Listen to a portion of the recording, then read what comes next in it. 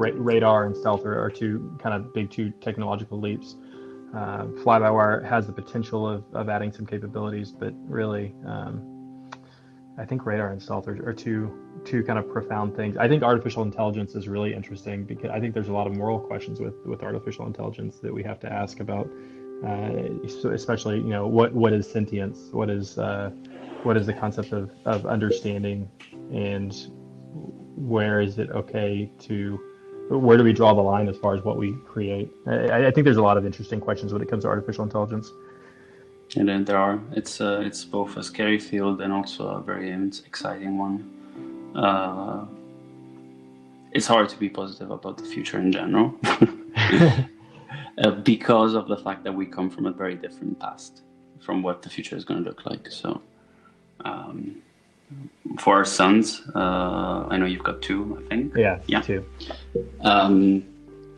It is going to be so different. Imagine how different your life is compared to what your father's life was, and my father's same thing. Like, in one generation, life has changed so much, and the society has changed so much, and now it's doing that at the pace in which probably there's going to be difference between your first child and the second one in terms of what the games they play, what kind of information they digest on a daily basis, and how they get it. So it is going to be a very, very, very strange future. Yeah. If seen with the eyes of our eyes, basically.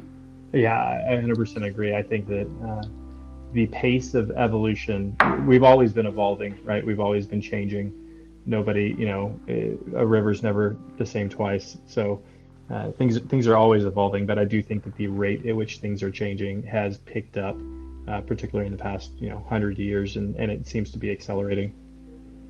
Yeah, I think it's there's I don't know if you've seen the movie Waking Life. I have not. It's a weird movie. It's shot on rotoscope, which basically means it's basically shot as a movie, and then it's been designed on top of it. Okay. Linklater, I think, is the director. I think he's the same who did A Scanner Darkly with Keanu Reeves. Anyway, and I'm not passionate in movies anyway. I'm just mentioning the few ones I know. And the interesting bit there is that there's a piece in which there's this scientist, but without telling you everything about the movie, because you have to watch it, because I think it's absolutely mind-blowing.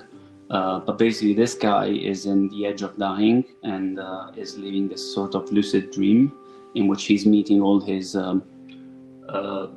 people who have been mostly influenced for his life in this lucid dream the few minutes before he dies.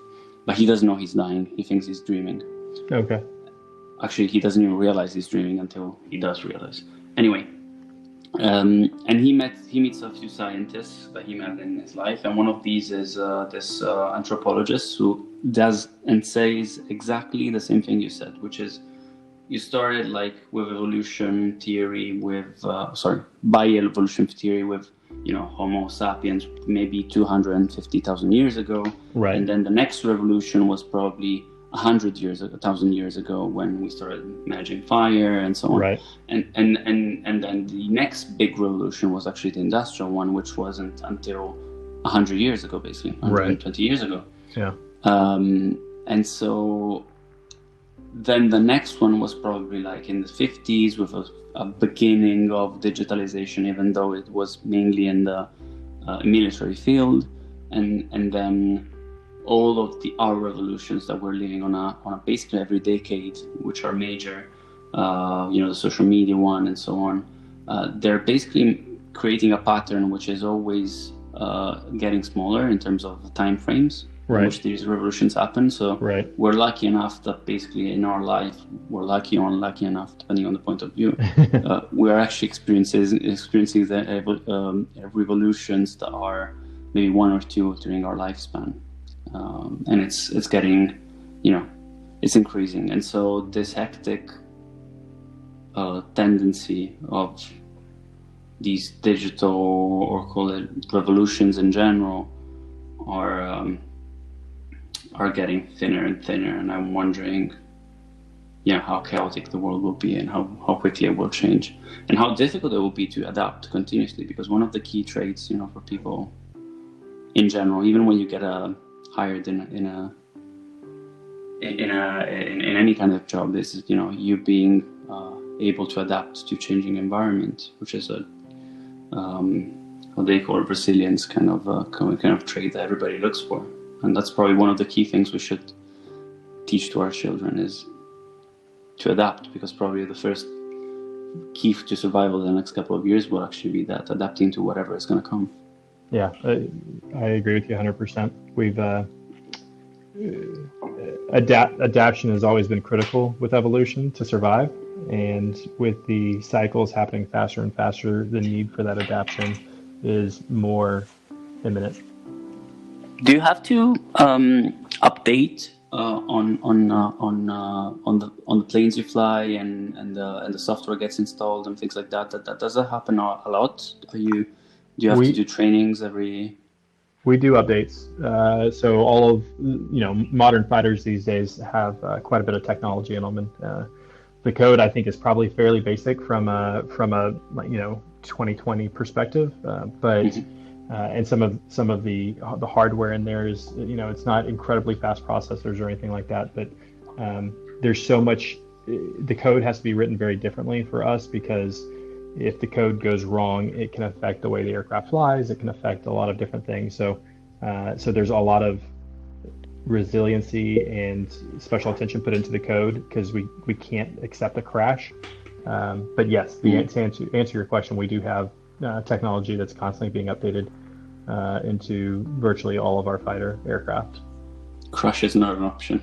A crash would lead to a crash, and that's not something we can afford. So that's not like cars, where you got at least a little chance of surviving. Yeah, very, very different. The good thing is we have an ejection seat, so the survival would be good. But these aircraft cost anywhere between $40 million to $200 million a piece. So we can't afford to just have them crashing. Is the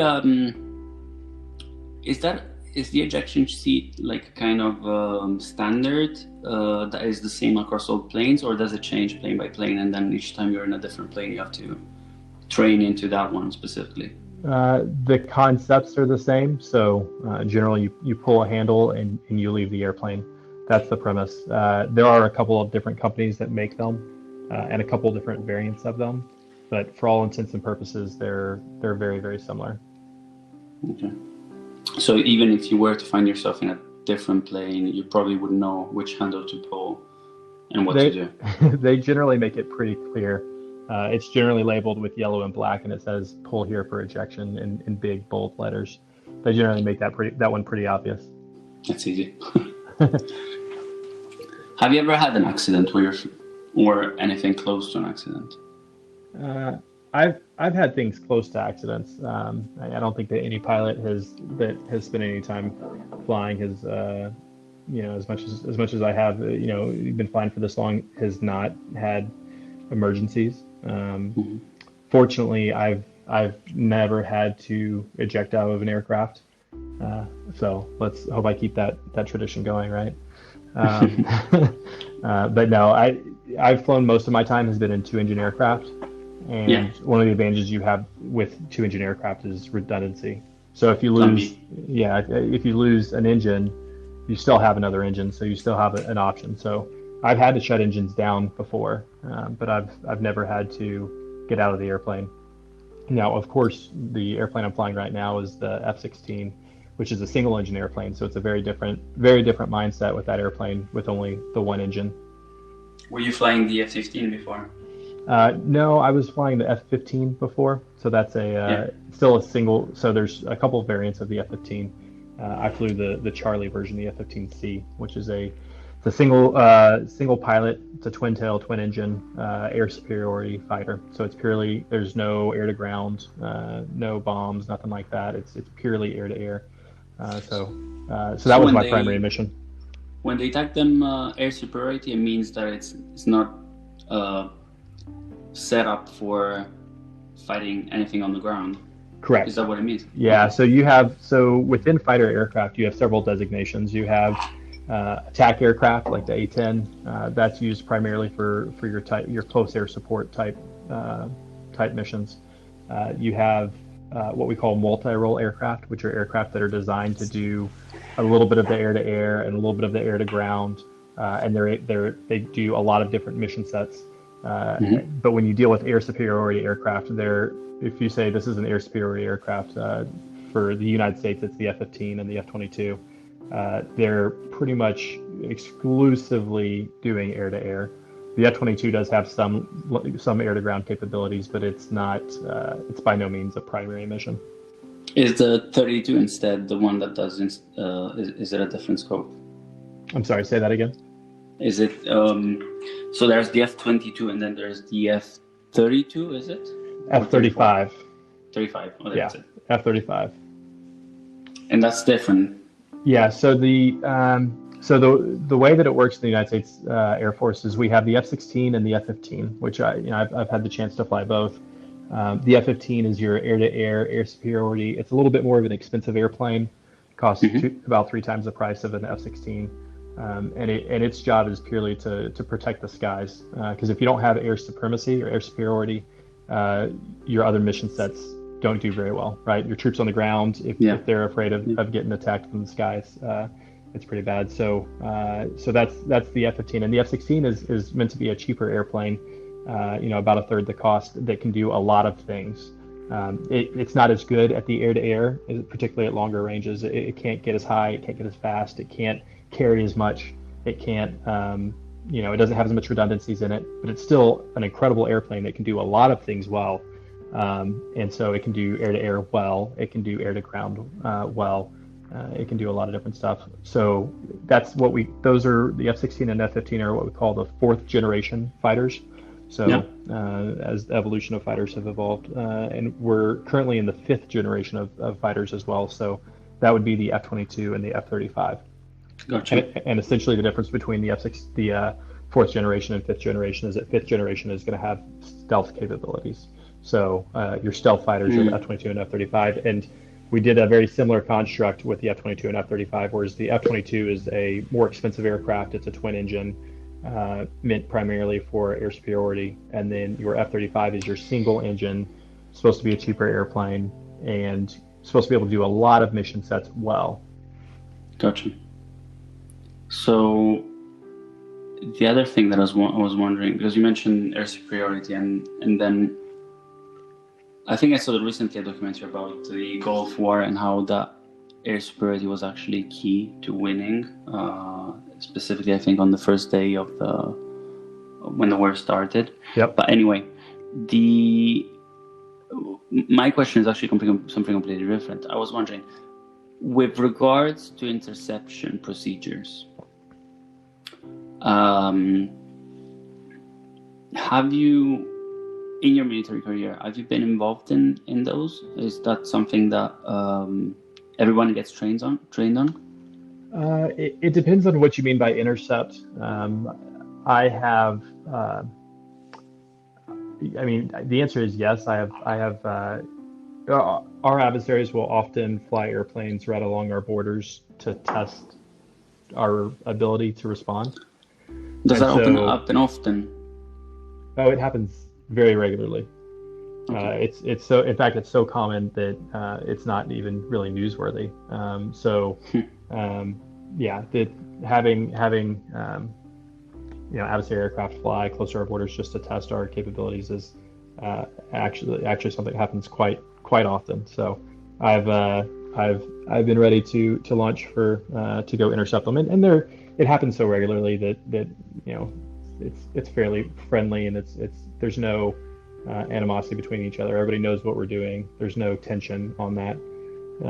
I've been on a few intercepts that have been a little more tense in other parts of the world, but I've never shot anybody down. I've never had, the airplane I flew didn't have any bombs on it either. So, it's flying the type of job that I do it's one of those things that you want to train to be the best that you can, so that if you ever have to do it, you make sure that you do it right. You make sure that you win. But I would say personally, I've been fortunate that I've not had to utilize that yet. So there's a set of protocols, I guess, that you have to follow whenever these things happen. So everybody knows what each other's action means, right? Yeah, Whether it's something that's threatening or... Yeah, very, very strict rules of engagement. Ultimately, it comes down to, the person in the airplane is going to have to make the decision, but they do have a strict rules of engagement that they have to abide by that will be, questioned after anything happens by lawyers well after the fact. And if you make a mistake, it could, it could cost you your career. It could cost you your ability to fly your wings if you make the wrong decision. So. A lot of responsibility riding on that because those effects are, have international consequences. So you got to make sure that you do it right. War. Yeah, right. It's a bit of pressure. Yeah, zero pressure. Pressure is something that they do a very good job of teaching you how to deal with in the Air Force. I know you're asking about training, and that's one thing that I think the Air Force does a very good job of.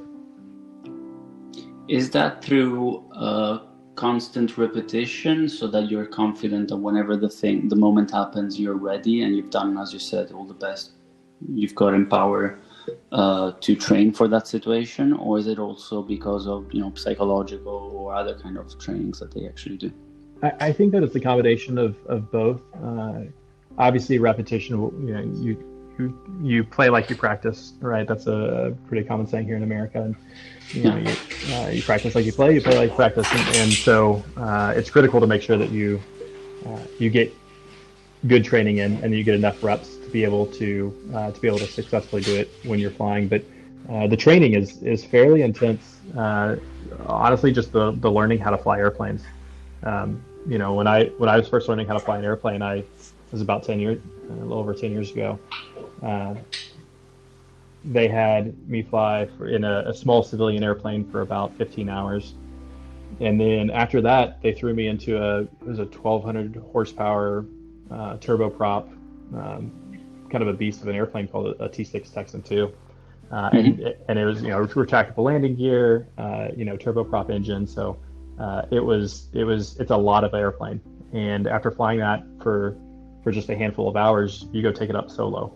And the way that the Air Force training works, and I think that it's been designed like this, is that they always are trying to push you past your comfort zone, but to a point where you are so saturated, you're so task saturated with everything that's in front of you, you have to learn how to prioritize on the important things to focus on. So whether it's your altitude or your airspeed or the radio call, and you learn through this process of just over task saturation, you learn how to deal with too much information coming in at one time and how to be able to process through that so that you can prioritize the things that are more important. And that really is what I think helps determine a good pilot, and what helps determine for the Air Force kind of who becomes fighter pilots and who doesn't, is who's better able to kind of handle a incredible amount of information, process it, recognize what the most important data is, and then react to that appropriately. That's interesting, because I didn't actually realize, or I have no clue you actually get so stress tests doing training. Like I thought it would have been, just technical training, and you fly and you get the hours and it's done. And instead, there's an actual tests that you could have to go through, which are more of checking your abilities to manage stress, basically, and prioritize things, which I had no clue of. Yeah, that's our pilot training is about a year long, and so you go through that. And I came in, I had never flown an airplane before I started the training, and so I didn't know. I knew cardinal directions, north, south, east, west, but I didn't know that there were numbers associated with which directions those are. I didn't know the first thing about flying. And in the first 6 months of pilot training, they take you from that position, knowing absolutely nothing, to not only flying these incredibly high-powered aircraft, and in about 6 months, you're flying a twin-engine supersonic jet by yourself. And they teach you how to fly, not only fly that airplane, take off and land, you learn all the aerobatics associated with it. So you learn how to do, all of the traditional aerobatics, and you get judged based off of those. You learn how to handle emergencies. So, what if you lose your engine? What if you have a generator failure? What if, whatever the case may be, you have to know how to deal with all those emergencies. You have to know how to fly in instrument weather. So you have to learn how to rely completely on your instruments and not trust your brain, which is telling you to do something else is going on, and completely rely on your instruments to get you below the weather so that you can safely land. You have to learn how to fly formation, in close formation, a couple feet away from another airplane, while they're doing aerobatics, loops and rolls, and you have to learn how to fly low level. You're on you're flying from point to point, looking at a map, hacking a clock, doing some very basic pilotage skills to learn how to fly low level, at 500 feet, going pretty quick, and all that happens in about 6 months. That's so intense. It is extremely, honestly, it's the most intense thing I've ever done. I think pilot training is the hardest thing, and the thing is that is really just a basis to teach you how to learn. So so once you're done with that, then you move on to supersonic jets. So you move on to the T-38, and we're getting what's going to be the T-7, which is a replacement for the T-38. And you learn how to do all those things, but you're learning how to do it at 2 to 3 times the speed. So everything's happening way faster. So you're still staying in that constant state of completely saturated with all the data that's being put your way. And then once you get done with that, then you go to your fighter. And now all that stuff is the basics. Now you have to learn all the tactics. So you have to learn the tactics and capabilities of everything that you have. The way the Air Force and really most Western countries fly is a very autonomous, meaning that we don't take a lot of control from other people. We're very autonomous because we have our radars and the type of our training. We tend to be fairly autonomous, which requires a lot of knowledge in the cockpit.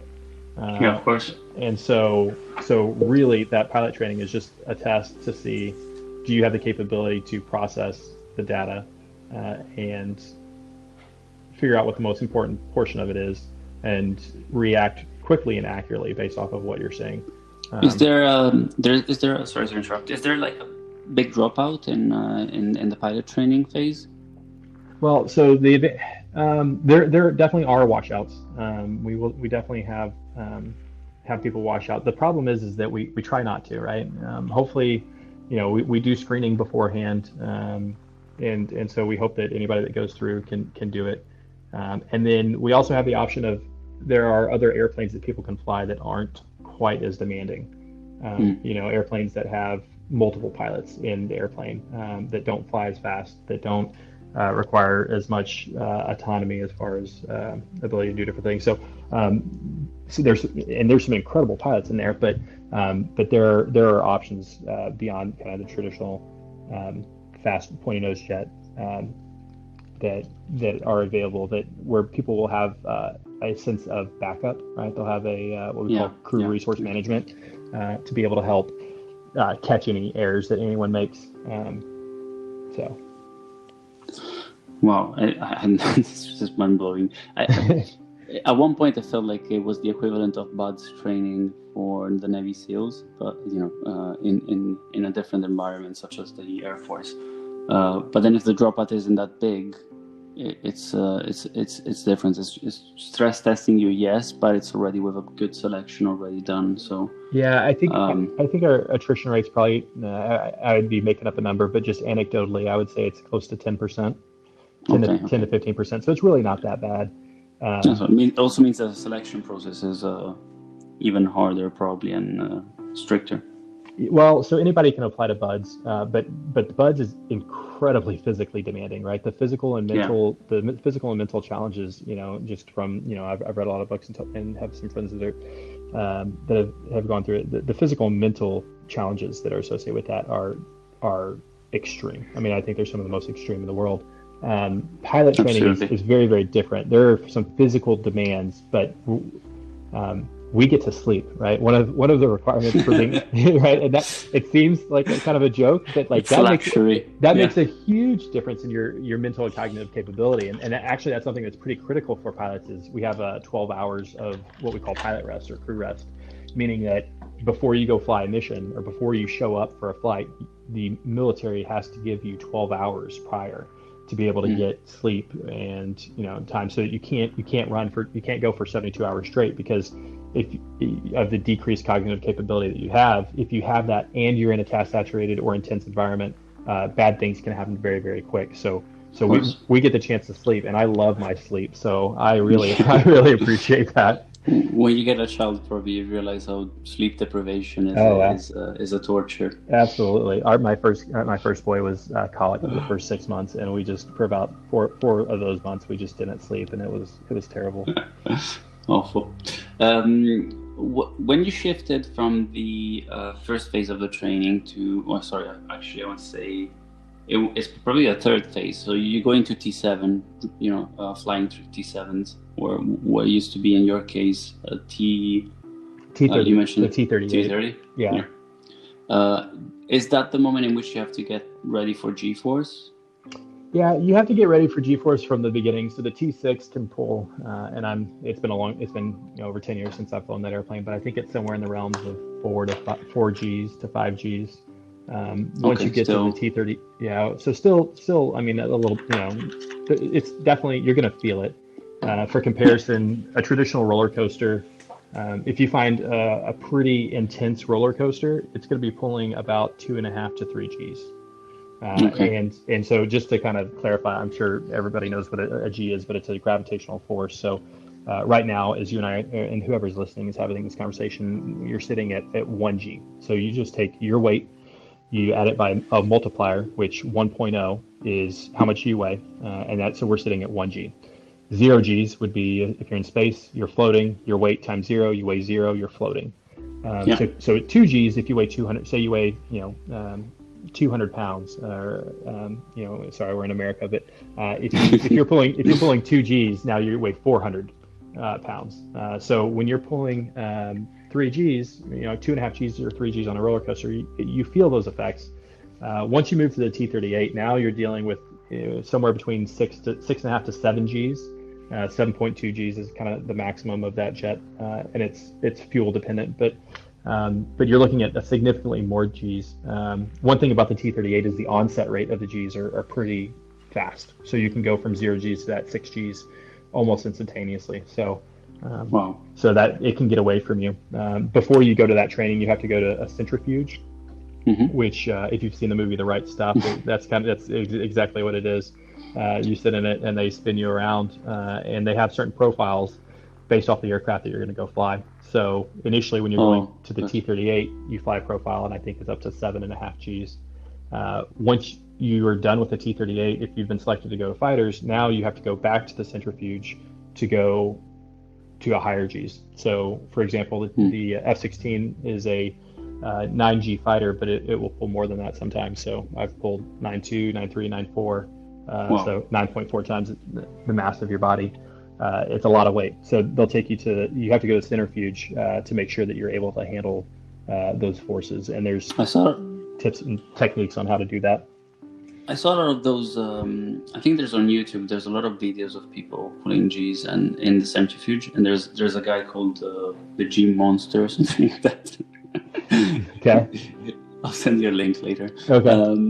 And I mean, he pulls 9, but he pulls 9 for like 30 seconds, and then he's like actually enjoying it. It's a weird one. That's anyway, a little sadistic, I think, personally. He's like, everything's fine. I think he's like a Scandinavian kind of guy, so you can imagine this emotionless Viking. Anyway, the suit is helping you, right? Because it's pushing your blood back to your brain basically as much as possible. Yeah. So the main problem with G-forces is that the blood follows gravity, and the way that we pull Gs, it goes. We're generally always following positive Gs, which means that the force is going down towards your feet. So what that does is that pulls your blood to your feet. So all the techniques to try and stay conscious during these maneuvers are done to try and keep the blood from going to your feet. So exactly like you said, one of the things that we have is what we call a G suit.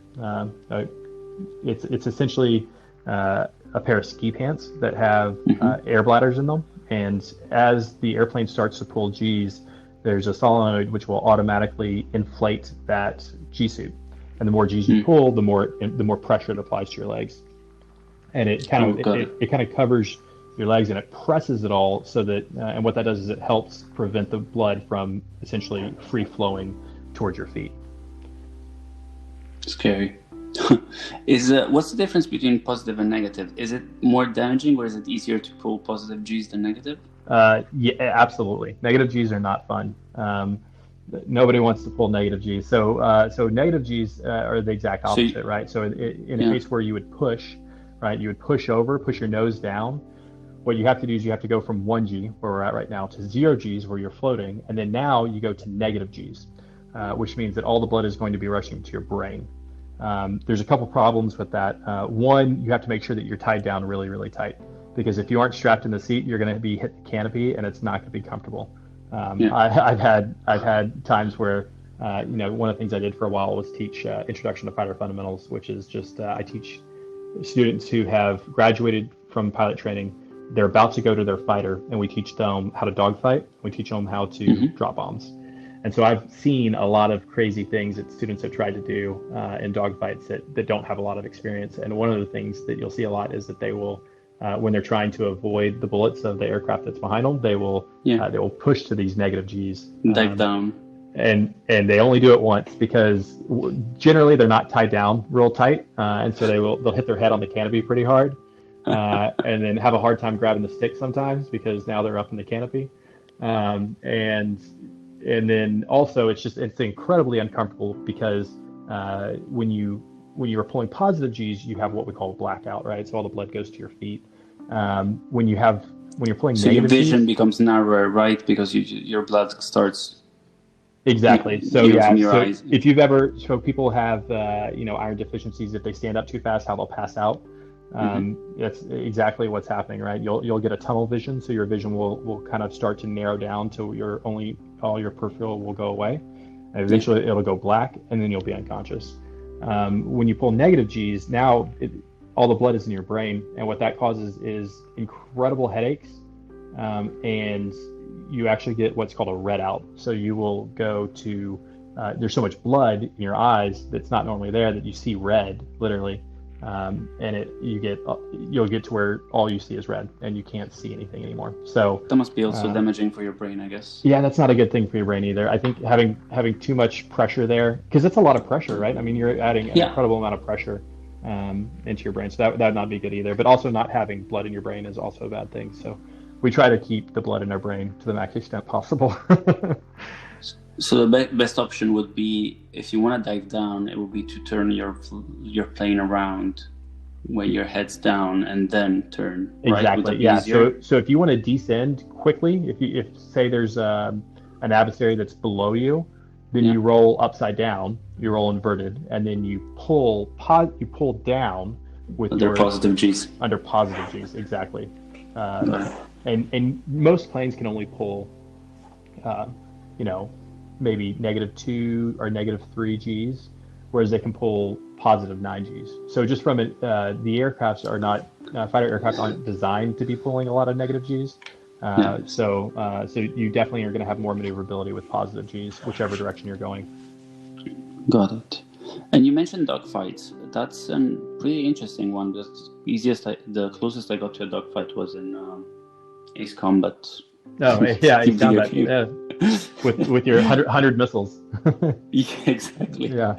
And there's actually, I don't remember if it was the 7 or the 6, that you actually had the dogfight mode, where you could actually you were forced into this pilot vision, and you were locked into the adversary, and the dogfight started, basically.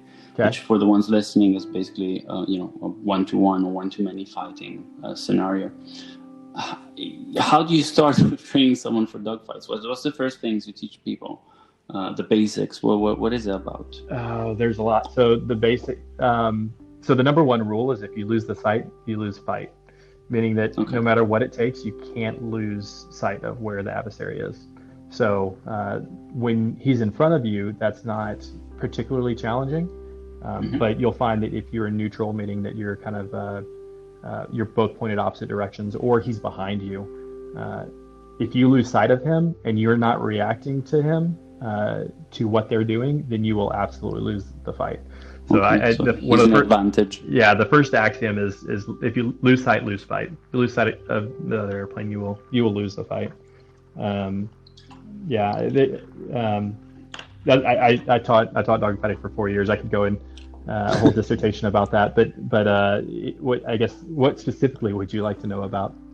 No, actually, I'm curious about everything about dogfights. Actually, so there's first of all, well, supposedly you're in a situation which, if it's another airplane, it's in a combat situation. Therefore, you're engaging immediately.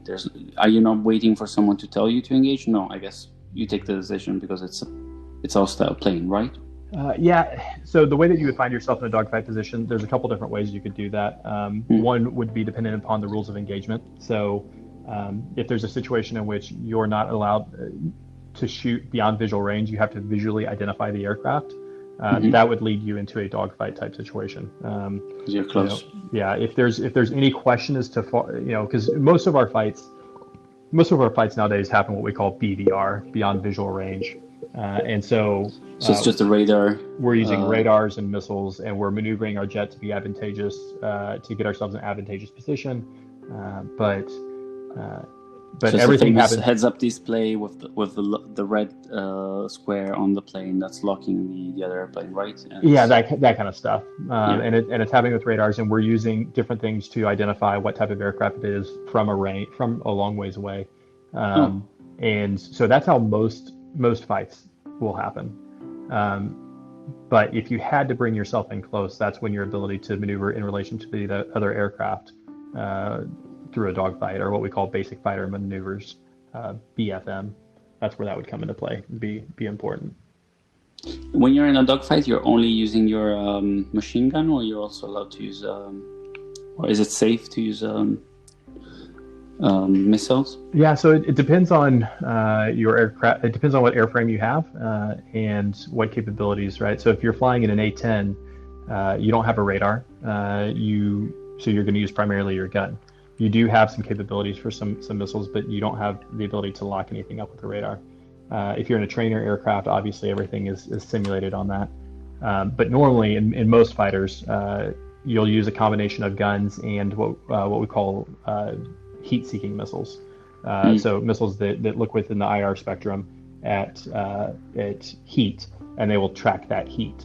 And so we'll use a combination of those to be able to take down the adversary. And you have to know what the capabilities of yours are, as far as the minimum range and maximum range, how many degrees it can turn, all G forces, all that stuff. And you have to know your adversaries as well and what their capabilities are, so that you can make sure that you stay outside of their what we call a weapon engagement zone, their WEZ, their kill area, and you get yourself to where you can get yourself into one. So we'll use a combination of guns and heat-seeking missiles. Is the plane helping you in understanding what the capabilities of the other plane are? How does that happen? Other capabilities? No, you really need to. That's really just via studying and training, knowing what aircraft are in the area. So you see it and you recognize it immediately, and then you also recognize the missiles it has? Recognize the what? The missiles. So we will know based, and it depends on intelligence, right? We'll generally, intelligence will tend to brief us on, this missile tends to carry this type of, this aircraft tends to carry these missiles, and then you build your tactics around that. How does it? So the other question I had was still talking about dogfights. You mentioned heat-seeking missiles, and of course, flares are probably the easiest solution now to that kind of threat. But you still would have to maneuver very quickly, I guess, very narrow. How do you call them? Is it dashing? How do you call it when you're avoiding a missile? Just braking or jinking. Jinking, okay. Yeah, jinking for bullets generally, and braking so now for you missiles. And now you have flares basically jamming the signal, right? Or depending on the type of missile, confusing it as much as possible. Yeah, so if you think of the way that IR, the IR spectrum works is you have lots of different sensors that can detect within the IR spectrum, and the more advanced missiles get, the more advanced those sensors get. And Mm. so there's been for decades now, there's been a back and forth where um, you know flares we started getting these heat-seeking missiles. Well, then we came up with the idea of exactly what you said, what we call flares, which essentially just shoots an extremely bright IR flare, like a road flare, out of your Hmm. jet to hopefully have the missile bite off on it. Well, then the missiles started coming up with IRCCM, infrared countermeasures. So they started coming up with ways to try and detect that, oh no, that's a flare, not the airplane. I'm Yeah. not going to follow that flare. I'm going to follow the airplane. And so this back and forth is pretty traditional for militaries across the world to kind of have back and forth. And so this battle between better flares and better missiles goes back and Keeps on forth. going. Yeah. So they're basically fireworks from the jet. Yeah, exactly. It really advanced fireworks. Um, Moving back to your training, I'm seeing a lot of how do you call them? Similarities in the way in the pilot's experience with things you mentioned and things that I've realized in life throughout different phases and maybe experiences. One key thing you mentioned was this: you're pushed to the limit, so you actually discover your skills. Otherwise, you wouldn't be able to. And this brings me back to what is called like the 10,000 hours rule, which is basically you actually have to become really good. To become really good in something, you have to do it for 10,000 hours. Right. I'm familiar with that. And definitely any sports I've done in the past, and I've done so many, repetition has always been the key. Even of the basics, getting into the muscle memory is being key to actually success and succeed in everything you do, whether it's in sport and life or whatever. Putting yourself into uncomfortable situations so that you're used to whenever these uncomfortable situations happen. How much now with the Thunderbirds? How much do you actually have to train? Is it still ongoing training, or are you now in a scenario in which you're touring and that's it, or you're still training now? Honestly, the training never stops, and I don't think training ever should stop in your life, right? I think that I always enjoy learning new things. I enjoy constantly challenging myself, and anytime I find myself in a position where I do the same thing over and over again, and I do not see any progress because it's not challenging anymore, then I like to move on to something else. So it's interesting. I think you're right in the fact that repetition is critical for us when we're flying. When we're first learning how to fly airplanes, the simple concept of pushing the stick forward to go down, pulling the stick back to go up, rolling left, pushing the stick left to roll left and right to roll right. Those are extremely basic principles that require active cognitive function to control.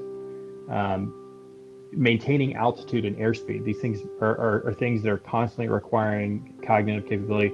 Well, as you progress and as you get experience, all these things become second nature. They become subconscious actions.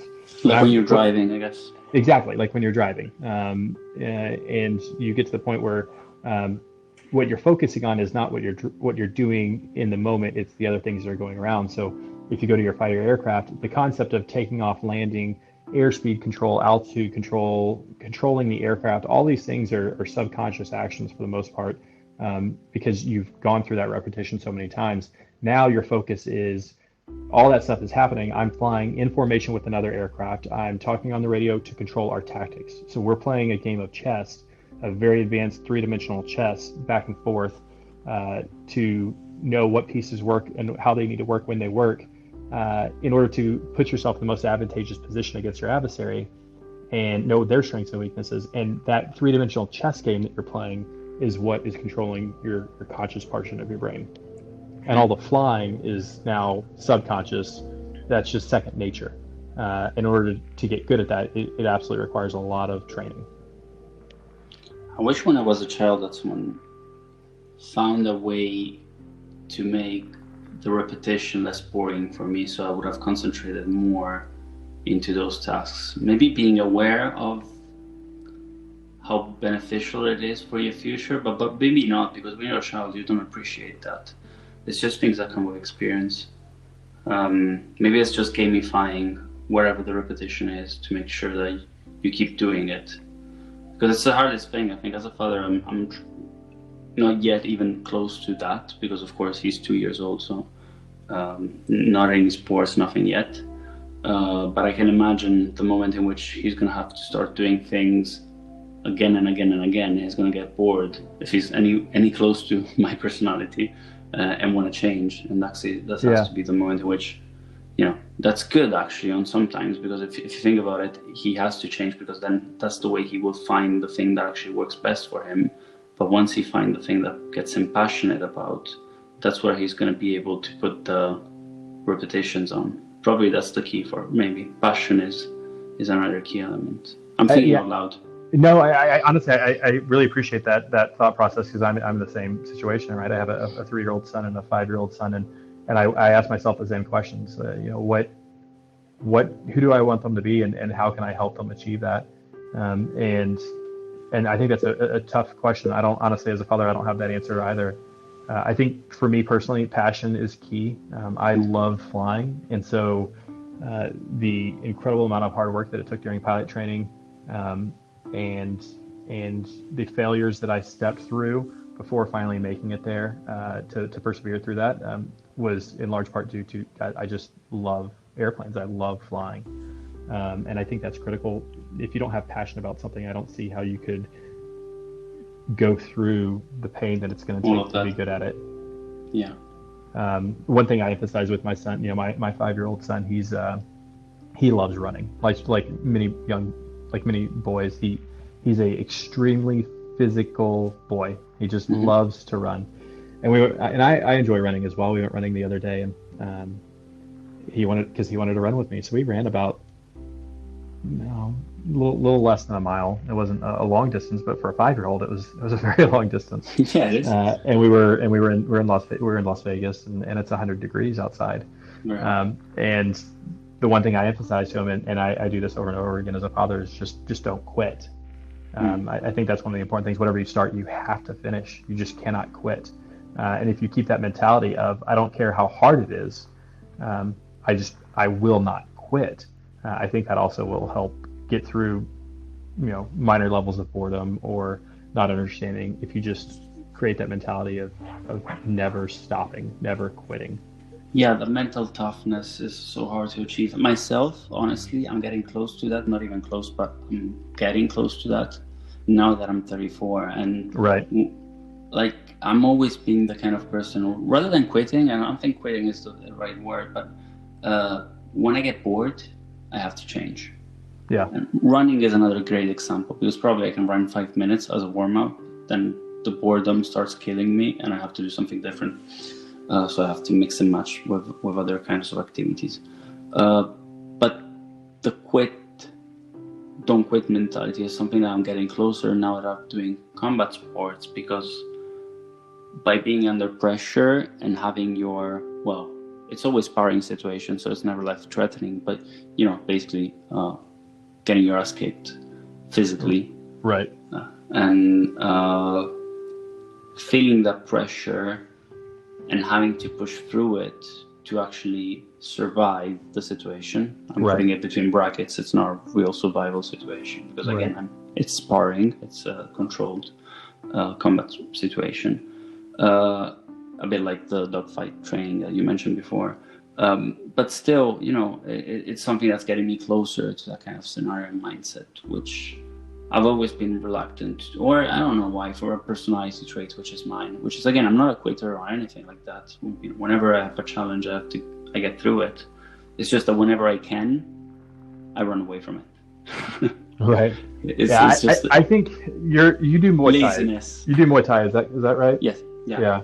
That's I think there's a lot of, growing up I did taekwondo, and I have my boys, they're in jiu-jitsu right now. I think that there's amazing. I think that there's an incredible amount of mental toughness that comes from martial arts. I think any form of martial arts, anything physical, right? I think sports, right? Whether you're playing football or you're playing whatever you're doing, if you work hard at that, it builds a mental toughness which has value outside of the physical realm. It's weird though, because for instance, I'll give you an example. Here in Italy, we have soccer, which is a big thing, of course, Right. And I've been doing that for 14 years, 15 years, and at really good levels, to the point I was paid for it.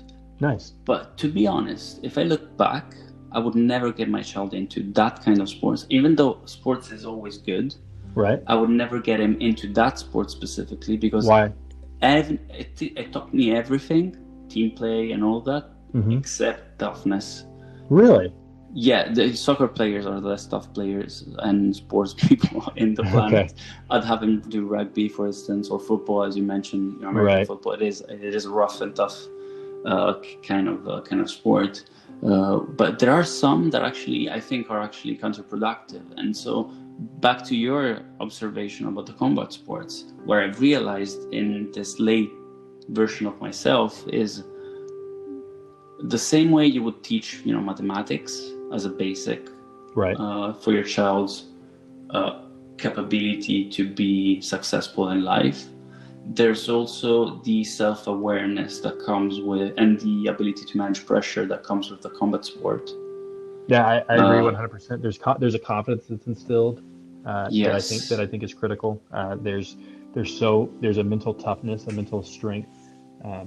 I chose jiu-jitsu for my boys to start off, and they'll eventually get to do whatever they want, and they're enjoying it. How come jiu-jitsu? How come did you choose this specifically? So I chose jiu-jitsu because I'm only 5'9", 5'10". My wife is 5'1", which by American standards is fairly small.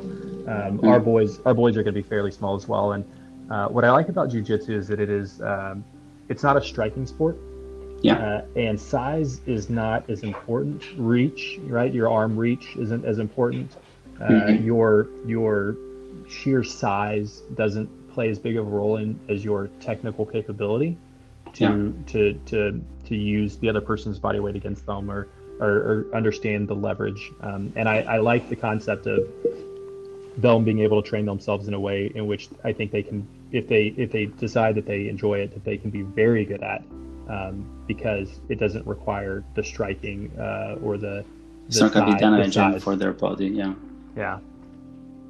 I think it's a good choice. I think it's probably out of the combat sports would be the number one option because of the reasons you just mentioned.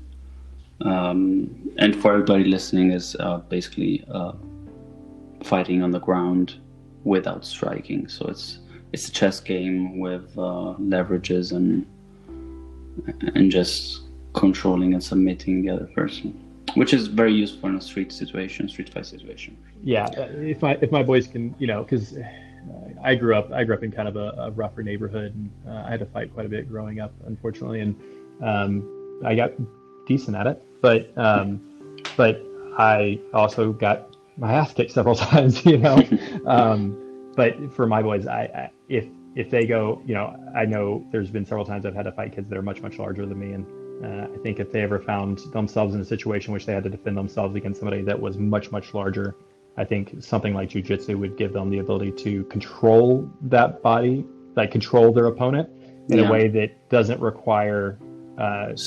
submit without striking, without hurting, because it's dangerous. Exactly. Yeah. You can do a lot of damage if you know what you're doing with striking.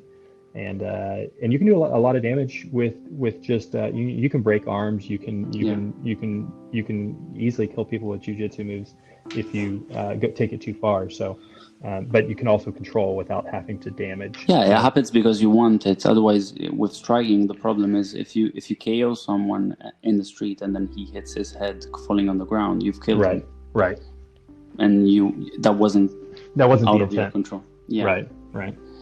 So yeah, that's why I agree with you totally, 100%. Do you actually do any sports now specifically?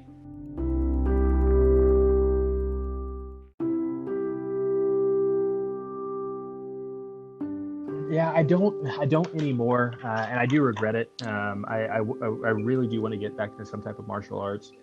Now is not a good time in my life, though. So I guess growing up, I played baseball, American football. I ran track. Those were kind of my major sports. And then Taekwondo.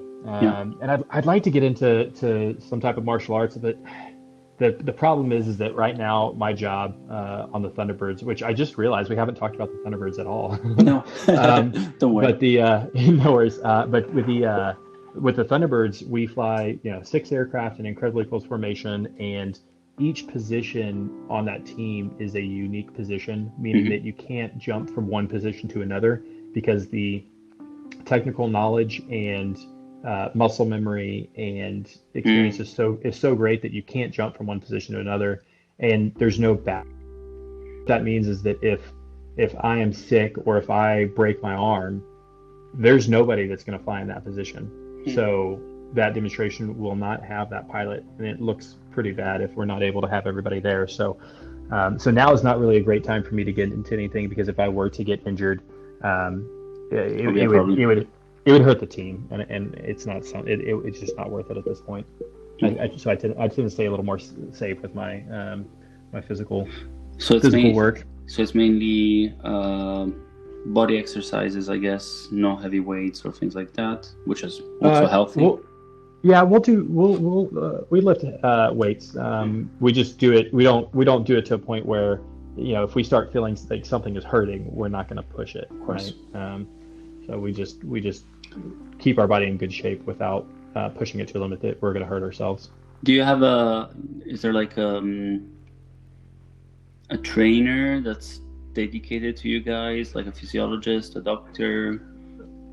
We do have a doctor. So our number 9 pilot or number 9 officer is he's a doctor for our team. So he helps keep us healthy and gives us recommendations on things to do. And it's nice because we kind of have the option to do what we enjoy. Some people enjoy doing different things more than others. So you get to kind of do what you want. But we do have a doctor on our team. Do you have specific trainings for the how do you call it, reflexes and mental concentration and stuff like that? Do you do anything specific? There's boxers who do exercises specifically to train reflexes. Yeah, there is, and I know that Formula One drivers will do that kind of thing as well, and even professional athletes here in the United States. Honestly, we don't. We do a lot of training. I mean, we'll fly. In the training season, we'll fly 10 times a week, so we're flying twice a day. And the amount of work that goes into it, there's it's not just getting the plane and go. We'll do a whole brief, about an hour and a half beforehand. That takes about an hour, where we cover everything in detail on exactly what we're going to do. We'll go up, we'll fly, and then that's not the end of it. One of the big things is the debrief. So once we get back on the ground, we'll debrief the sortie. So we'll take a look through footage on the ground, through what we were called, through GoPro footage in the jet to see the exact placements of the other airplanes. If we're in a combat unit, we'd be looking at our radar, the recordings of our radar and the audio communications, and we go through, second by second and at all the critical moments and look at what went wrong, why it went wrong, and figure out how we make it better for the next time. Can you fly without comms, or is it integral part of the routine, having also comms and maybe a timer to define the moments in which you have to do specific things, and then also maybe visual cues? Yeah, so the answer to that question kind of depends on what type of flying you're talking about. In your case, the formation flying and the incredibly close formation communication is absolutely critical, because we're moving from one formation position to another, and oftentimes when we're doing that, the place that we're going, there's another aircraft currently at that location. So if we don't have two-way communications, knowing, okay, you're going to move out of the way when I move in that position, if that communication isn't there, then I could just slide right into another airplane. And so it's really important to have that communication. The other thing is that there's a reactive versus I'm not thinking of the word, a predictive response to movement. And so when he speaks, when I say boss, I'm talking about the lead aircraft, the one that's at the very point, or the leader of our formation. We're all flying off of him. So whatever he does, we're flying off of him. So he will use comms and cadences in a very specific, methodical way that's the same every single time, so that we know when he says a little nose up, he says it a very specific way, and when he says the U and up is going to mean something to us as far as what he's doing with his jet as he says that. So what that allows us to do is we will actually start moving our jet before we see anything moving out of his jet. Because you got the cue from the words. Because we're getting the cue from the audio, and so we are moving in a synchronized way that requires that audio in order to be able to not be reactive to what the boss is doing. If we react to everything that he does, we are going to have a lot more movement, and that would be visible from the ground. So we actually have to start moving before the boss moves it, or really simultaneously with boss when he's making his movements, so that it looks like we're the same thing. Smooth. Yeah, smooth. Yeah. And it's 6 of you, right? It's 5 + 1. There's 6 of us. So we have 4 aircraft which fly in traditionally a diamond formation. So the lead aircraft, the left wing, which is the position I fly, the right wing, and then the slot, which is the bottom of the diamond. And then we have 2 solos that they will go. And the way that our performance works is generally the 4 aircraft, the diamond 1 through 4. We're kind of showing the grace and precision of what 4 aircraft can do really close to each other. Yeah. Moving different formation positions, rolling, looping, all extremely close to each other. And so that's kind of our job. And then the solos, what they do is they show kind of the high impact, the power of what the F-16 can do. So they'll light the afterburner, they'll fly over the crowd nice and low, they'll pull 9 Gs to show how tight it can turn. They're kind of showing the high impact power of it. And then towards the end of the show, we'll bring all 6 of us together, put the solos on the outside of the diamond, and it creates a triangle formation, what we call the delta. And then we show kind of what the grace and precision of 6 aircraft flying in close formation can do as well. And that's kind of the basic summary of our show.